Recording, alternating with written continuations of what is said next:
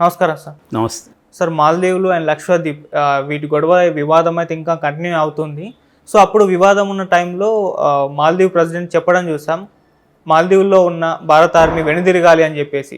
So అప్పుడన్న అతను ఇప్పుడు కాస్త సైలెంట్ అయిపోయినట్టు, దీని గురించి ఎత్తడం లేదు అన్న వార్తలు వినిపిస్తున్నాయి. దీనికి కారణం మోడీ గారు ఇన్వాల్వ్ అయ్యి అలా మెడల్ వంచారు అన్న వార్త వినిపిస్తుంది సార్. ఏం జరిగి ఉంటుంది సార్ అసలు? నేను గతంలో కూడా కొన్ని ఖతార్ విషయంలో, యెమెన్ విషయంలో, కొన్ని దేశాలకు సంబంధించి అంటే ఇజ్రాయెల్ పాలస్తీనా విషయంలో ఇలాంటి దాంట్లో మోడీ ప్రభుత్వం చాలా డిప్లొమాటిక్గా బ్యాలెన్స్డ్గా వ్యవహరిస్తుంది అనేది గతంలో కూడా చెప్పాను. సో ఇప్పుడు మాల్దీవ్స్ విషయంలో కూడా ప్రజలు కొద్దిగా అమెచ్యూరిస్గా వ్యవహరించి ఓవర్ యాక్షన్ చేశారు, కానీ గవర్నమెంట్ ఓవర్ యాక్షన్ చేయలేదు. మన మోడీ గవర్నమెంట్ బ్యాలెన్స్డ్గానే వ్యవహరించింది. ఎక్కడ కూడా వీళ్ళ జనంలాగా మోడీ గవర్నమెంట్ రియాక్ట్ కాలేదు. మేబీ ఈ జనం రియాక్షన్లలో ఇండైరెక్ట్గా వాళ్ళ రోల్ ఉండొచ్చు, కానీ డైరెక్ట్గా ఎక్కడ మోడీ గవర్నమెంటు మాల్దీవ్స్కి వ్యతిరేకమైన ఏ పనులు కూడా చేయలేదు. వాళ్ళతో ఇంటరాక్షన్లోనే ఉంది, చర్చల స్థాయిలోనే మాట్లాడుతుంది. అయితే ఇప్పుడు మోడీ గవర్నమెంట్ సక్సెస్ అయ్యారు.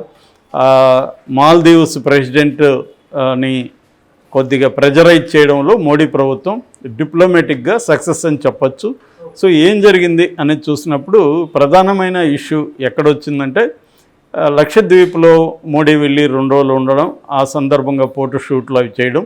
సో ఈ సందర్భంగా ఇక్కడ లొకేషన్లు బాగున్నాయి, మాల్దీవ్స్కి వెళ్ళాల్సిన అవసరం లేదని ఇక్కడ పోస్టులు పెట్టడం. ఆ పోస్టులు చూసి అక్కడ మాల్దీవ్స్కి సంబంధించిన 3 మినిస్టర్లు మోడీని ఎగతాళిగా మాట్లాడడం, మన దేశానికి సంబంధించిన ట్రావెల్ని లేకపోతే డెస్టినేషన్ని ఎగతాళిగా మాట్లాడడం, మీ దేశంలో హోటళ్ళు బాగుండవు, బాత్రూంలో కంపు వస్తుంటుంది, దాంతో మాకు పోలికేంటి, ఇలాంటివి మాట్లాడడం.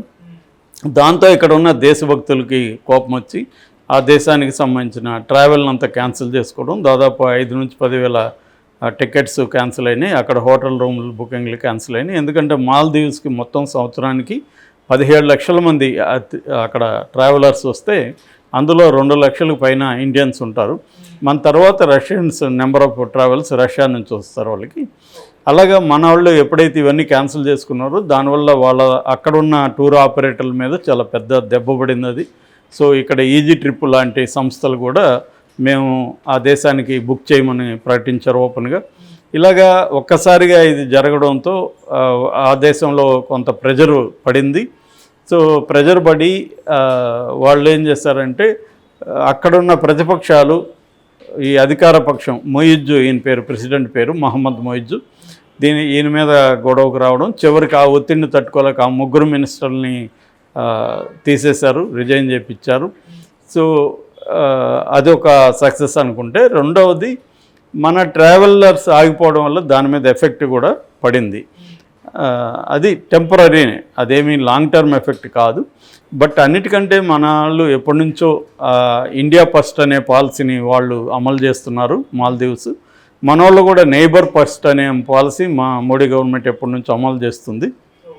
సో ఈ యాంగిల్లో ఏమైందంటే, అక్కడ ప్రతిపక్షాలు మహమ్మద్ మొయిజ్ మీద తీవ్రంగా విరుచుకుపడి ఇంపీచ్మెంట్ మోషన్ పెట్టి ప్రెజర్ వచ్చింది, ప్రజల్లో కూడా కొంత వ్యతిరేకత వచ్చింది. దానివల్ల మొయిజ్జు ఇప్పుడు తగ్గాడని చెప్తున్నారు. సో మామూలుగా అయితే 3 ఏవియేషన్ ప్లాట్ఫామ్స్లో ఇండియా నుంచి 88 మంది సైనికులు అక్కడ ఉన్నారు. అంటే 2010 అండ్ 2013లో ఇండియా 2 హెలికాప్టర్లని ఆ దేశానికి ఇచ్చింది.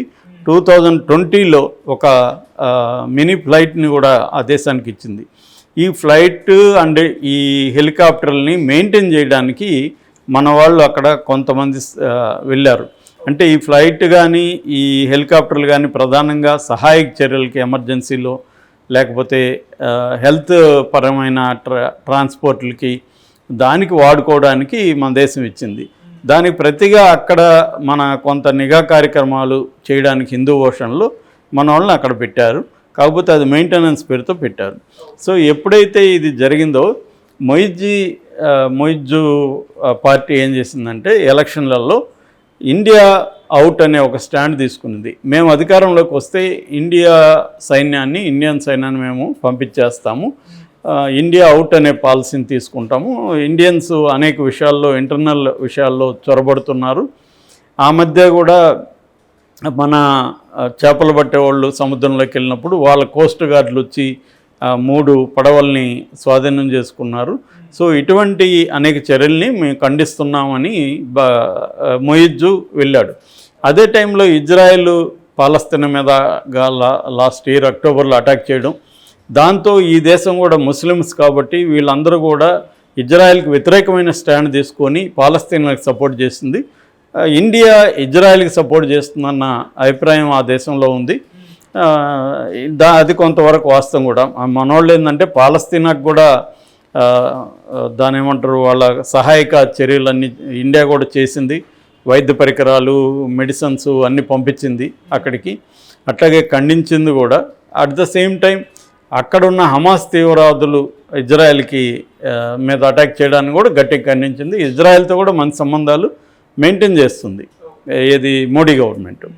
సో ఈ కాంటెక్స్ట్లో ఇండియా కానీ గట్టిగా అనుకుంటే ఇజ్రాయెల్ని కంట్రోల్ చేయొచ్చు అన్నది చాలామంది ముస్లింలలో ఉన్న అభిప్రాయం, అరబ్బులలో.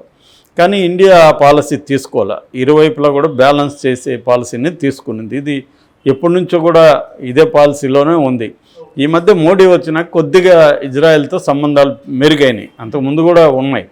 At the same time Modi government కూడా పాలస్తీనా పట్ల కూడా ఏమీ శత్రు వైఖరి తీసుకోలేదు, మిత్ర వైఖరితోనే ఉన్నారు. సో ఈ కాంటెక్స్ట్లో మాల్దీవ్స్లో ఉన్న ప్రజలు మోడీ ప్రభుత్వాన్ని వ్యతిరేకిస్తున్నారు. ఎందుకు? ఇజ్రాయెల్కి సపోర్ట్ ఉంది కాబట్టి. దీన్ని ఉపయోగించుకొని మొయిజ్ ఏం చేశారంటే యాంటీ ఇండియా పాలసీలని అక్కడ ప్రవేశపెడతానని చెప్పడం వల్ల గెలవగలిగాడు. అయితే అబ్సల్యూట్ మెజారిటీ రాలేదు అతనికి, మొయిజ్కి. అదో ప్రాబ్లం. దానివల్ల ప్రో ఇండియా పార్టీలు అక్కడ 2 ఉన్నాయి బలంగా, అట్లాగే ప్రో ఇండియా టెండెన్సీలు ఉన్న ప్రజలు కూడా అక్కడ బలంగానే ఉన్నారు. సో ఈ కాంటెక్స్ట్లో అతను మెల్లగా చైనాకు దగ్గరయ్యాడు. అందుకని మామూలుగా అయితే ఎవరు గెలిచినా కూడా ఫస్ట్ ఇండియాకి వస్తారు అక్కడ ప్రెసిడెంట్లు. కానీ ఈసారి ఇతను ముందు టర్కీకి వెళ్ళాడు, తర్వాత ఇంకొక దేశానికి వెళ్ళి మూడోసారి చైనాకి వెళ్ళాడు. చైనా కూడా తనకి అక్కడ స్ట్రాటజిక్గా అది చిన్న దేశమే, 5.5 లక్షల పాపులేషన్ ఉంటారు. అయినప్పటికీ స్ట్రాటజిక్గా హిందూ మహాసముద్రంలో ఇండియన్ ఓషన్లో ఉంది కాబట్టి అది ఇండియాకి కూడా అవసరం స్ట్రాటజిక్గా. మనోళ్ళు చాలామంది ఏమనుకుంటారంటే ఈ దేశభక్తితో పెట్టేవాళ్ళు అదేదో చిన్న దేశం మనతో పెట్టుకుంటుందా అన్నట్టుగా వాళ్ళ మీద దాడి చేశారు సోషల్ మీడియాలో. కానీ ఆ దేశానికి మన అవసరం ఎంత ఉందో మనకు కూడా ఆ దేశం అంత అవసరం ఉంది అనేది ఇండియన్ గవర్నమెంట్కి తెలుసు కాబట్టి వీళ్ళు బ్యాలెన్స్గా ఇది చేశారు. మొత్తానికి 2 సార్లు ఒక దాని ఏమంటారు డిప్లొమాటిక్ చర్చలు ఢిల్లీలో మీటింగ్స్ జరిగాయన్నమాట. జరిగిన ఫలితంగా ఇప్పుడు ఆయన మొయిజ్ ఒక స్టేట్మెంట్ ఇచ్చాడు, ప్రెస్ నోటు. అదేంటంటే మార్చి 10th లోపల 2004 10th లోపల కొంత ఉపసంహరణ, ఒక ఫస్ట్ ఫేజ్ ఉపసంహరణ జరగాలి, మే 10th లోపల సెకండ్ ఫేజ్ ఉపసంహరణ జరగాలి. దానికి ఇండియా కూడా ఒప్పుకునింది. అయితే మొయిజ్ కొద్దిగా ఒక మెట్టు దిగొచ్చి మీరు సైన్యాన్ని ఉపసంహరిస్తే దాని బదులుగా ఇక్కడ సివిలియన్స్ని పెట్టడానికి అట్లాగే మాజీ సైనికాధికారులను పెట్టడానికి మాకు అభ్యంతరం లేదని ఇచ్చాడు. ఇది కొత్త పరిణామంగా చెప్పొచ్చు. అంటే మోడీ దౌత్యం ఫలించింది. మనకి ఏదో ఒక రూపంలో అక్కడ మన వాళ్ళ ప్రజెన్స్ ఉండడం అవసరం. ఎందుకంటే ఆల్రెడీ ఒక చైనా నిఘా నౌక అక్కడ ఉంది.